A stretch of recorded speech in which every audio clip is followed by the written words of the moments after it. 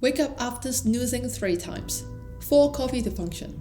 9 hours at work and you come home feeling more exhausted than when you left. Every intention to eat well, move your body, do something meaningful, gone. You just exist until it's time to sleep and do it all over again. That was my life when I was an accountant, for years. And the exhausting part is not just the workload. It was that I couldn't figure out why. I was doing everything right on the paper but still feel empty inside. It took me leaving that career eventually and retraining as a music therapist to finally understand what was actually draining me, and that was not what I thought.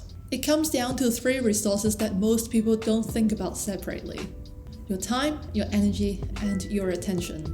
Lose track of any one of them and everything falls apart. That's what this video is about. I'm Venus. I'm a registered music therapist, former accountant, and someone who spent the better part of their decade being professionally high-functioning and personally depleted.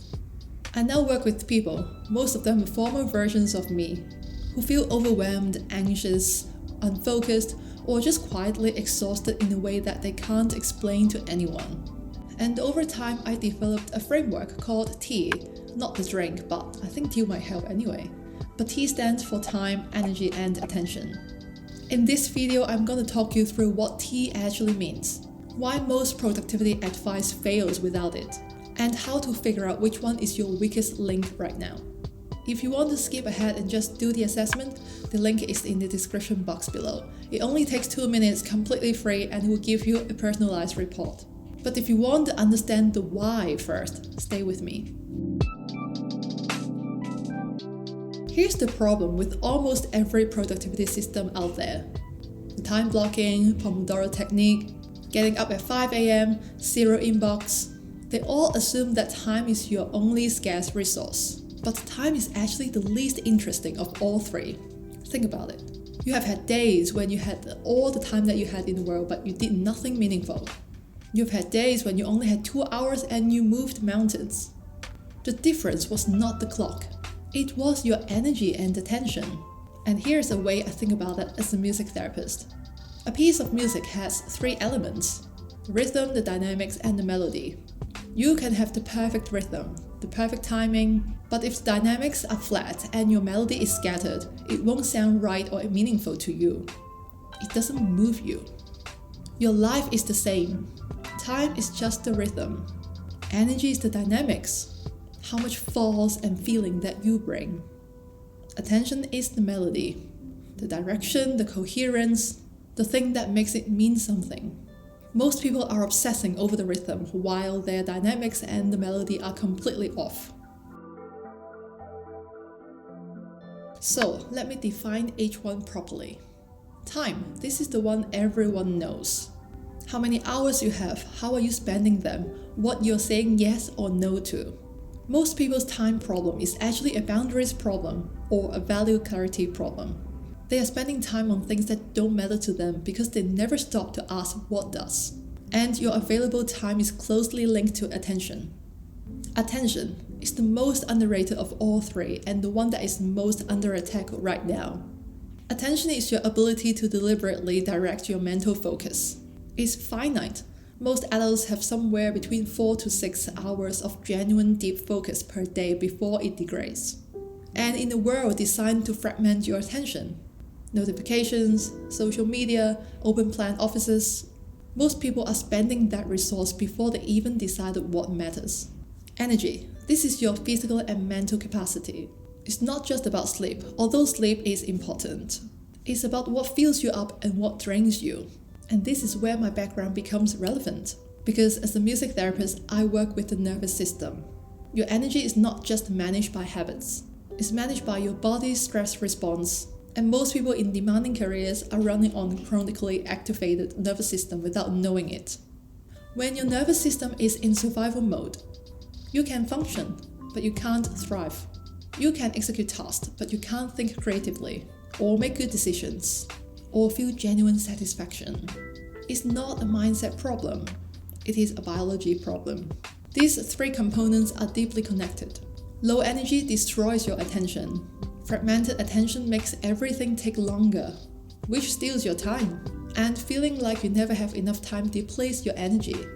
It's a cycle, and you can enter it from any point.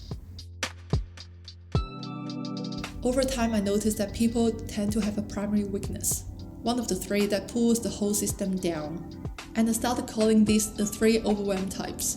The energy drainer, always tired, does the right things on paper but never feels restored, often gives a lot to others, at work, at relationships, and doesn't know how to receive or replenish. The Sunday night dread is real for this person. The week hasn't even started and they are already exhausted by it. The focus scatterer has enough hours in the day but they can't direct them. Start things, doesn't finish. It feels productive, but at the end of the day they wonder what actually got done. Often very creative and very curious, which is a gift. But without structure, the same quality becomes the enemy of completion. The stress accumulator, the most dangerous type, and the one that I was.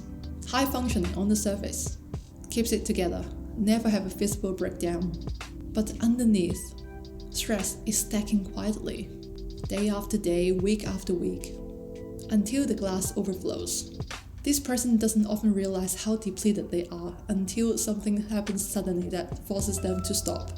Now, most people have elements of all three, but one tends to be the root. We fix the root and everything else improves naturally. So, what do you actually do with this? The first step is figuring out which type you are, not from a place of self-criticism, but from a place of honest self-knowledge. Because the reset looks different for each type. An energy drainer needs to address their nervous system first, before any productivity system that will stick. A focus scatterer needs structural and environmental change. The way that their day is designed, the way their workspace sounds, and the way they sequence their tasks. A stress accumulator needs a release valve, and often they need permission to build one into their life without feeling guilty. I've built a short assessment to identify which type you are across all three areas, and it will give you a personalized report and the next steps. It takes about 2 minutes. The link is in the description box below and is totally free. If you're watching this and in the past 10 minutes something resonated with you, if you recognize yourself in any of the descriptions, go take the quiz now. I'll be making separate videos on each overwhelm type to go deep into it. What causes them, what the research says, and what specifically will help. If you want to catch those, don't forget to hit the subscribe button and click on the notification bell. And if you have any question about the framework, about what I said earlier, about your specific situation, drop it in the comments. I read everything. Thank you, and I will see you in the next one.